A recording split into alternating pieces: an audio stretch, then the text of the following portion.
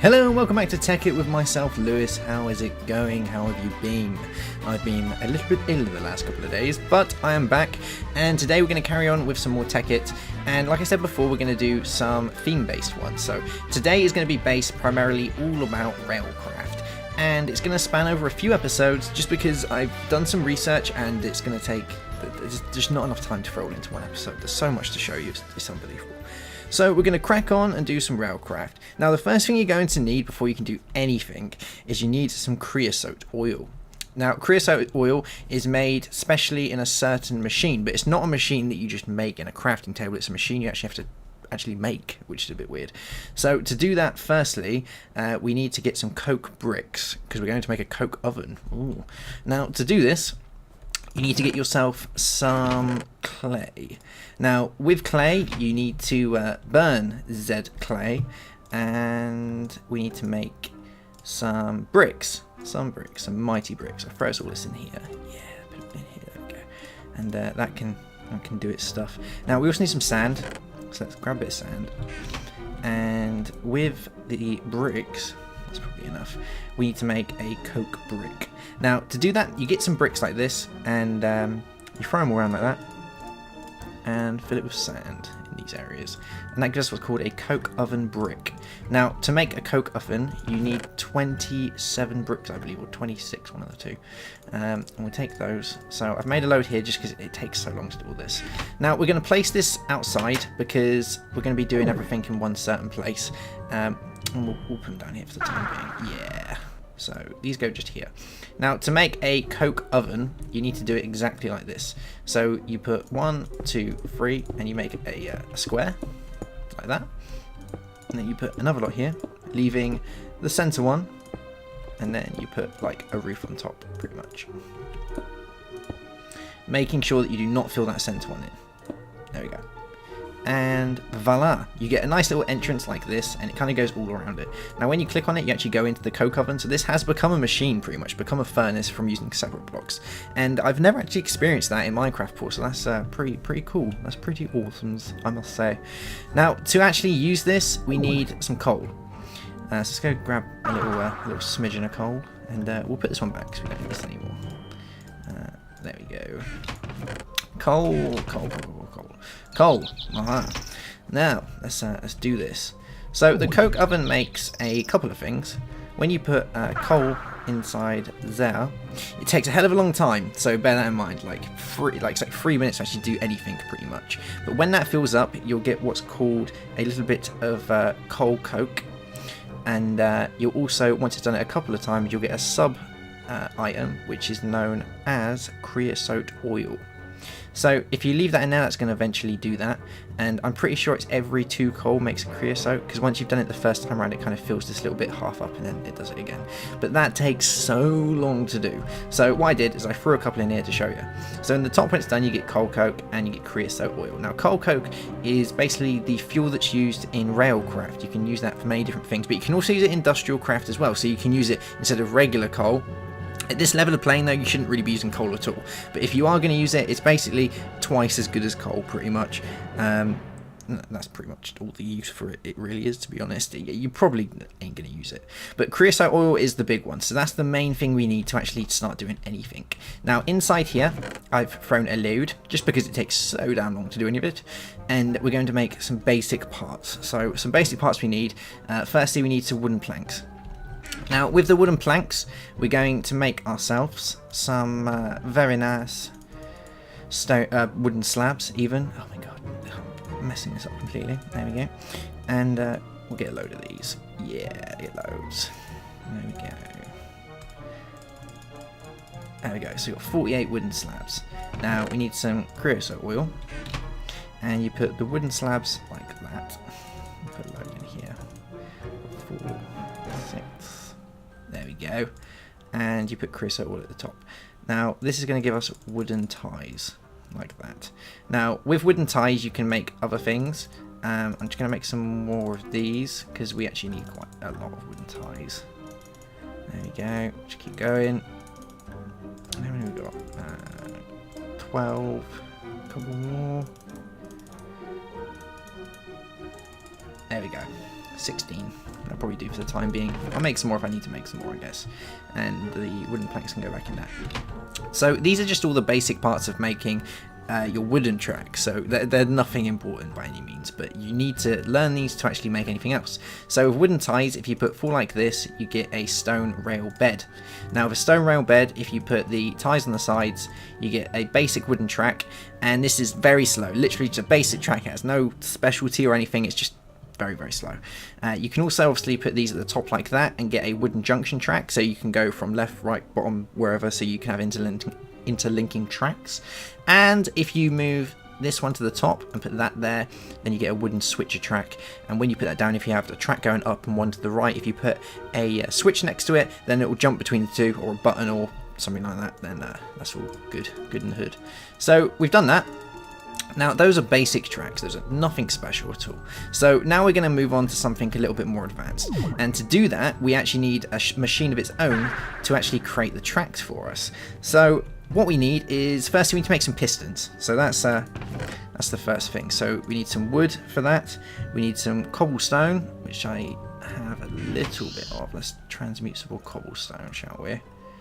There we go, we'll get a load of this. Load of cobblestone. Like that. Take a little bit more.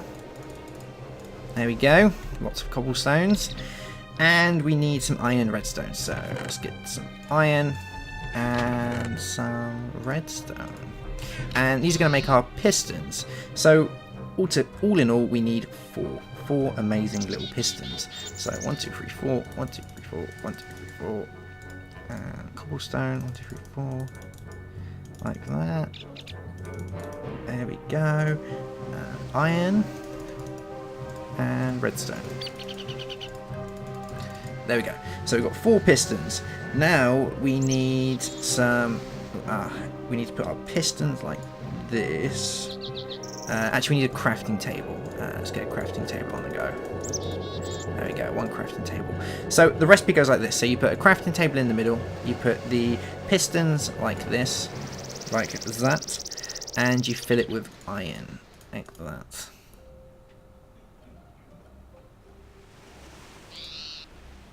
Crafting. No, sorry.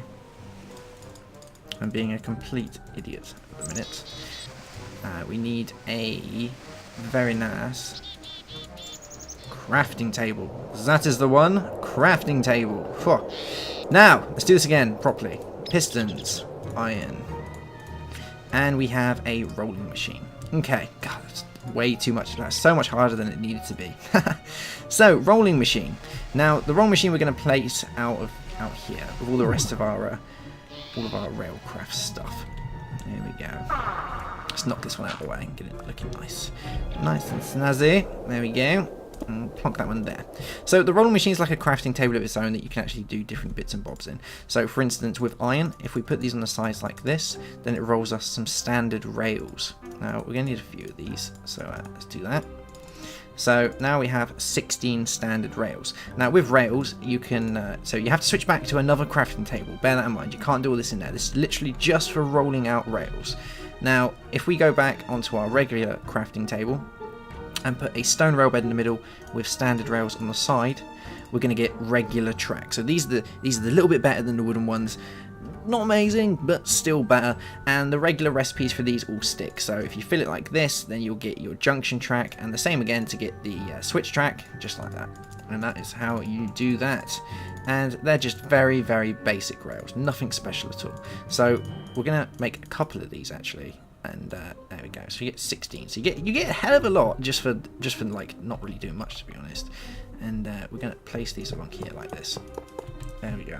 So just to demonstrate quickly, let's get a minecart out. Give it a little push. There we go. Nothing special. Doesn't really do anything, and it hasn't really got any speed to it or anything. So it's pretty boring, I guess. So let's get rid of that, and now we're going to make something a little bit cooler, even better. Now this is where stuff starts getting a little bit interesting. So we're going to make what's called a boarding track. Now to make a boarding track, we need some gold and we need some redstone. So let's go and grab that. Gold and redstone. And it's getting a bit dark. Let's put the light back up. There we go. Much nicer. So we take some gold And we'll take some redstone. Yes, I've actually I already got redstone. Nice. Right, so redstone, gold, easy. Now to do this, we've got our advanced rails. We've got our regular rails like that. Now we need to make some advanced rails. So let's go and do this, shall we? So we need to get back to our rolling machine, because our rolling machine is what makes all our rails. And the recipe looks a little bit like this. So you put standard rails down the side like that. Then you put your redstone like that, and your gold like that. And that gives us 8 advanced rails. Okay. Now with advanced rails, we're going to make a boarding track. Yes. So firstly we need to make a pressure plate. To make a pressure plate, we need to get some stone firstly. So let's do this in our dark matter furnace. Woo! Look how quick that goes. There we go. And I'm just going to leave my Klein star in there for the time being. So we have some stone, and let's make ourselves a very nice little. Oh Jesus Christ! Let's make a pressure plate. There we go. 1 pressure plate. Now the recipe for this looks a little bit like this. So we have advanced rails down the side like that. We have a pressure plate in the middle, and some redstone on the sides like that, and we also need a stone rail bed. Have we got a stone rail bed? No, we haven't. Let's make a stone rail bed. Okay, so let's take these out, that, and we want a stone rail bed. There we go. So stone rail bed. Then we need our advanced rails like that on the sides. There we go. And we need our pressure plate in the middle and redstone. And that gives us a boarding track. Ooh, 1 boarding track. Now, let's show you how a boarding track works, shall we? So, if we get rid of this. There we go. And we'll move this out a little tad like that. There we go. Make it a little bit bigger, I guess. There we go. And put our boarding track in the middle. There we go. Now, a boarding track needs to be activated, firstly. You can use it without activating, but it only kind of serves half its purpose. So, to do that, we need to make a switch. So, let's go ahead and make a switch. Let's get some sticks. There we go. 4 sticks. And have we got cobblestone? Yeah, we got cobblestone. There we go. Okay, so let's put a nice lever next to it. There we go. So when we flick this, it turns on and off like that. And you can also use like a button, or you can just put a bit of like a redstone torch next to it, and it pretty much does the same thing. There we go. Now, if we get our minecart, like that, and plonk it there, what this will do is if we push it, it will hold it. So that is the whole idea of the holding track like that.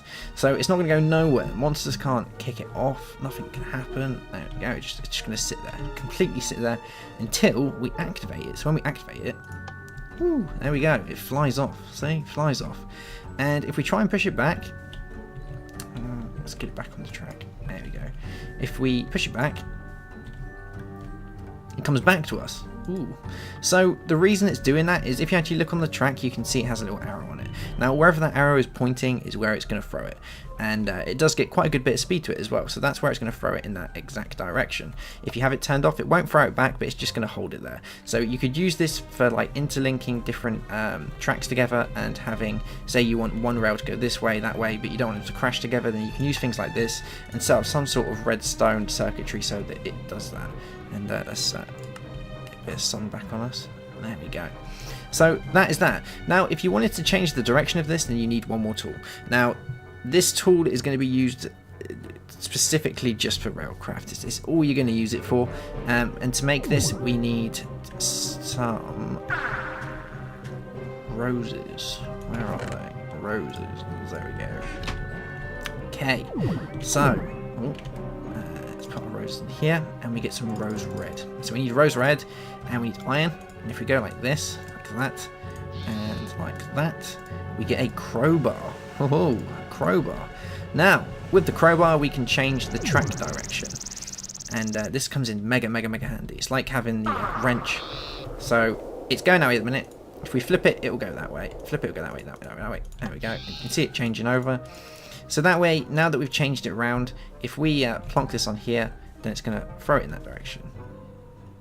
There we go, just like that. But if we switch it off and flick it, it will hold it in place until we want to flick it on like that, and it's off. There it goes. Awesome. So that is pretty much it. So we're going to leave it here for today. That's the first part of the railcraft, the more advanced stuff. In the next couple of episodes, we're going to move into some more really advanced bits and show off some more different types of tracks and ways that you can actually move them and like actually use them all together. But for the time being, that is it. So just to clear up with the server, I've had a lot of people asking. Oh, it's going to start raining. There we go. So yeah, I've had a lot of people asking about the server, and basically what's going on at the minute is we're going to be making a website all about what's going to be going on, and on there you can show your interest, and once you've shown your interest we're going to be setting up some sort of donations page basically, because if I'm going to be running a server then you have to understand that it costs a lot of money, especially if we're going to open up a large player slot server. And also, if I'm going to introduce the Tekkit onto the server as well, because I'm going to run a Tekkit server so all of you can play on it, and I'll make sure it's run properly, then we will be asking for small donations to actually get the server going, because it costs me money, and I haven't got that much, but I will be making a large contribution myself so that it's not too bad for you guys. So what I'm going to do is, in the next episode, I'm going to be leaving a link for the website that's being created, and then you can go on there and show your interest and stuff, and if there's enough people that really want it, then we'll make it. Obviously, if you show your show a little bit of donationage, then depends on how many people show it, then depends on the max player cap that's going to be on it. It will be a whitelisted server, so obviously only you guys who actually show interest and donate are going to get onto it. If you don't, then I'm sorry, but bad times. You'll be not invited to the server. So that is pretty much it. Keep your eyes out for that. I'll let you guys know about it when it's available, and see you soon for another bit of railcraft on the Tekkit. Goodbye.